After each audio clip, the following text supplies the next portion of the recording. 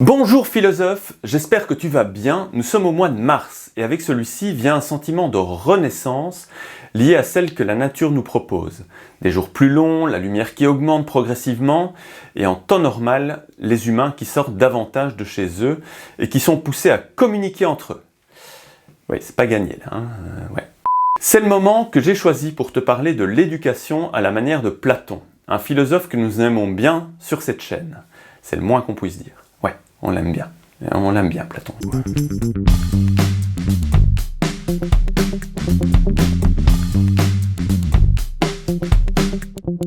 Comme nous le développions dans une autre vidéo, ici, nous pouvons nous investir dans la cité, le monde, et participer à son amélioration à partir du moment où nous sommes des individus, c'est-à-dire à partir du moment où nous travaillons sur nous dans le sens du développement d'une plus grande harmonie, une tempérance, une plus grande volonté, un amour de la vérité, de la justice, de la beauté.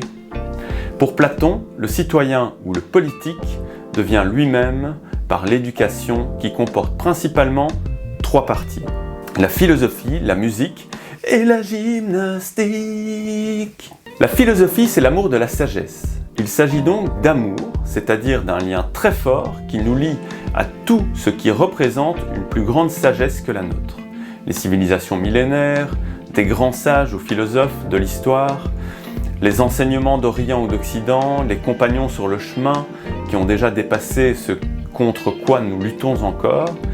Cet amour, ce lien qui nous titille chaque jour, nous motive, nous tire de nos zones de confort. La musique, non, pas celle-là.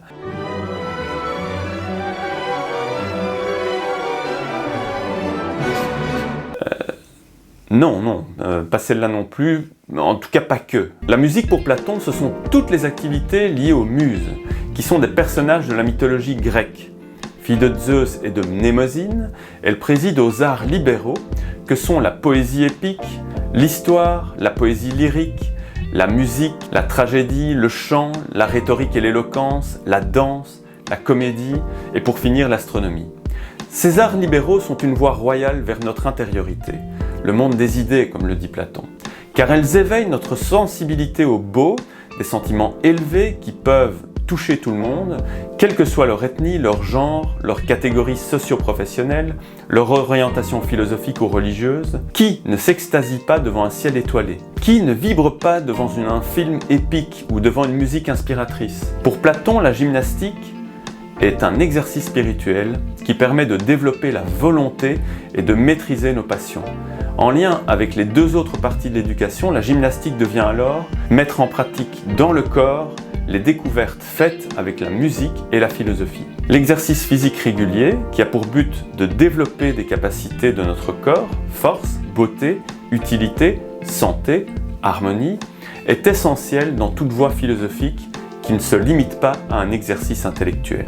Des samouraïs du Japon aux chevaliers du Moyen-Âge européen, en passant par le guerrier maya et bien sûr grand nombre de philosophes à travers les âges, ces trois parties de l'éducation ont toujours été la voie vers une plus grande sagesse, une harmonie intérieure et l'inspiration de comportements conduisant à un vivre ensemble plus harmonieux. Il est clair que si nous développons un amour de la vérité, une plus grande volonté, des sentiments nobles, que nous apprenons à maîtriser davantage notre corps et ses passions, nous pouvons développer de meilleures relations avec notre entourage, être plus fiables, s'engager davantage dans notre communauté et donc être un meilleur citoyen. Donc, apprenti philosophe et à portée de main des enseignements philosophiques. Médite-les, approprie-les toi, regarde principalement la beauté dans le monde qui t'entoure, chez les autres et principalement dans la nature. Sois actif, entraîne régulièrement ton corps et ta volonté, tu seras chaque jour davantage toi-même et chaque jour plus apte à participer à l'amélioration de notre monde. Je te dis donc à la prochaine. Si tu aimes nos contenus, soutiens-nous en mettant un énorme pouce bleu sous la vidéo et en la partageant très largement.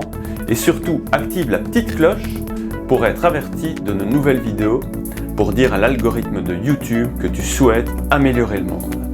À la prochaine, porte-toi bien, ciao!